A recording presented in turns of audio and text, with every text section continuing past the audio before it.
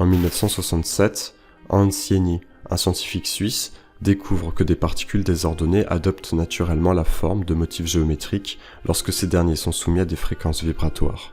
And what you're going to see now are what happens to particles of sand and other various particles when a sound resonates across a plate and resonates those particles in tune with the sound. It's sending out a sound. Everything is sound.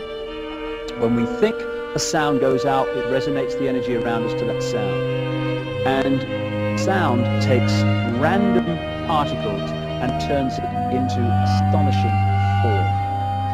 And that's how this universe was created. Pour étudier les effets des vibrations sonores sur les fluides, les poudres et les pâtes liquides, Jenny a utilisé des oscillateurs à cristaux avec des sons vibratoires afin de faire vibrer des plaques et des membranes. Il a étalé de manière désordonnée du sable de quartz sur une membrane de tambour noir de 60 cm de diamètre. La membrane est émise en vibration par l'émission du son. En quelques secondes, le sable s'organise parfaitement en motifs géométriques et ordonnés, exactement comme les travaux d'Ernst Chladni, un physicien allemand qui avait déjà découvert ce phénomène en 1787. Les sons graves donnaient des images plutôt simples et claires, tandis que les sons les plus aigus formaient des structures plus complexes. Spirales, polygones, stries, ces figures géométriques parfaites, créées par de simples vibrations sonores, sont souvent analogues à celles déjà présentes dans la nature. Le photographe et observateur Alexander Lauterwasser raconte un événement l'ayant surpris. J'ai constaté qu'une des plaques elliptiques soumises à des vibrations sonores reproduisait à l'exactitude les figures qu'on trouve sur la carapace d'une tortue. Outre ce fait anecdotique, il a établi que les vibrations structurent et organisent constamment les particules.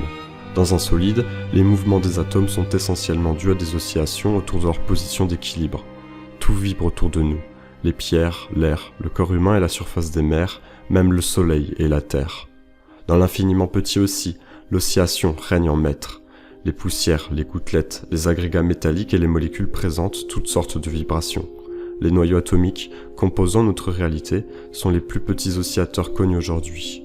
Ils sont composés de nucléons, les protons et les neutrons, soumis à des forces extérieures, les nucléons, qui se mettent en mouvement. Ils oscillent de façon cohérente, c'est-à-dire qu'ils se déplacent de façon organisée et périodique.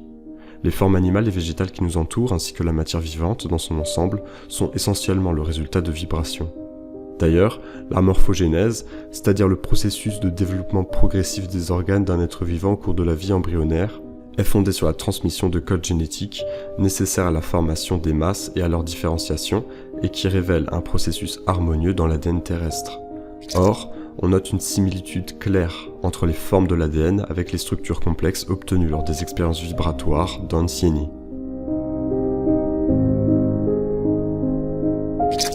Mais restons humbles de ces découvertes scientifiques, car les cultures traditionnelles du monde entier ont développé, bien avant les scientifiques, leur récit mythologique de la création de l'univers à partir des vibrations de la voix et du souffle.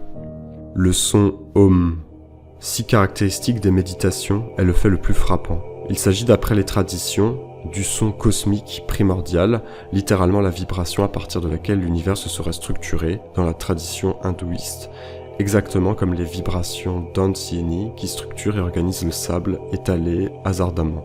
Les racines de l'hindouisme dont découle ce savoir proviennent de la caste dirigeante aryenne qui avait établi la civilisation dans ce sous-continent.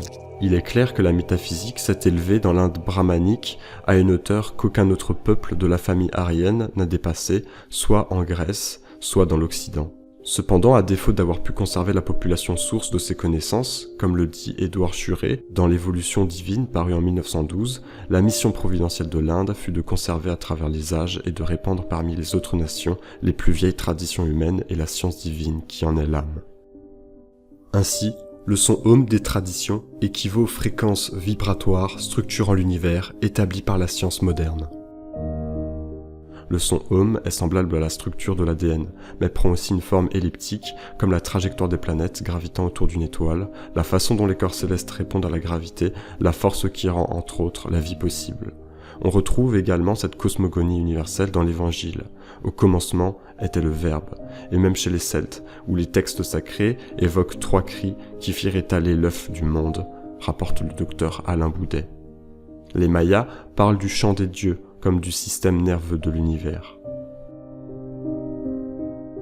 Les Nordiques croient qu'un souffle d'air chaud venant de Muspelheim fit fondre le givre et des gouttes se formèrent, donnant naissance au premier être, un géant du nom d'Ymir. Ces mystérieuses corrélations entre figures naturelles et symboliques renverraient à une intuition et une approche de la vie et du cosmos qui s'est perdue avec le temps et qu'on vient à peine de redécouvrir. Cette géométrie originelle est en nous, nous l'avons oubliée à mesure que le mental s'est imposé, raconte Alain Boudet. On note également l'apparition de symboles antiques à travers l'expérience réalisée par Michael Faraday en 1831, qui consiste à faire vibrer verticalement un liquide afin de créer une déformation à la surface du fluide avant que ce dernier se réorganise en un réseau d'ondes sous-harmoniques en forme géométrique. Or, bon nombre de ces formes émanant des vibrations de l'eau correspondent en réalité à des symboles ancestraux allant de la roue solaire à la Svastika. De ce fait, il est évident que les symboliques ancestrales se sont basées sur des constantes mathématiques et cosmiques constituant la réalité de l'univers bien avant qu'il existe des expériences scientifiques à ce sujet. Ainsi, on peut supposer l'existence de méthodes de recherche différentes que nos ancêtres utilisaient afin d'obtenir ces informations. En tout état de fait, on ne peut ignorer l'étonnante similitude entre les figures archétypales traditionnelles telles que les mandalas avec les formations cymatiques de ces expériences dites modernes. Dans son ouvrage Cymatics, le pionnier Hans Jenny conclut à la puissance fondamentale et génératrice de la vibration.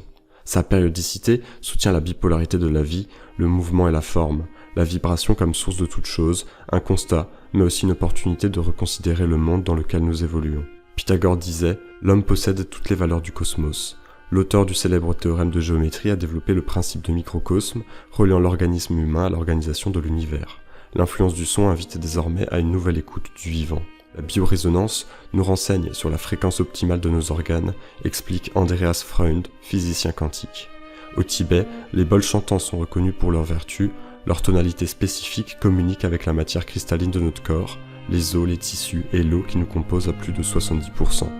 Plus le son est grave, plus l'on travaillera la racine du corps. Comme la cymatique, notre résonance cellulaire trace un chemin pour la vibration, réharmonisant notre énergie interne. Un processus identique au diapason thérapeutique employé depuis des siècles en Europe, dont les fréquences en Hertz sont réglées pour des actions cibles. Mais pour masser nos entrailles, quel meilleur instrument que la voix ? Le chant harmonique des traditions chamaniques, aussi appelé chant diphonique dans nos conservatoires de musique, qui permet aujourd'hui de décrypter, jusqu'au langage par ultrasons des dauphins ou la sensibilité des plantes, la dimension vibratoire du son, sert de modèle dans une recherche de cohérence et d'alignement. Ces explorations scientifiques, artistiques et spirituelles offrent les clés d'une autre conscience de l'homme et de son environnement vers une approche plus cohérente avec nous-mêmes.